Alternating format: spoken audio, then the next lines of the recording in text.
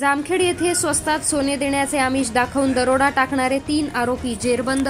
स्थानिक गुन्हे शाखा अहिल्यानगरची कारवाई. मिळालेल्या माहितीनुसार राजेंद्र दिलीप मैड वय वर्ष 35 राहणार आश्वी तालुका संगमनेर यास आरोपी अश्विनी हिने 150 ग्रॅम सोने 10 लाख रुपये असे स्वस्तात देण्याचे दाखवले.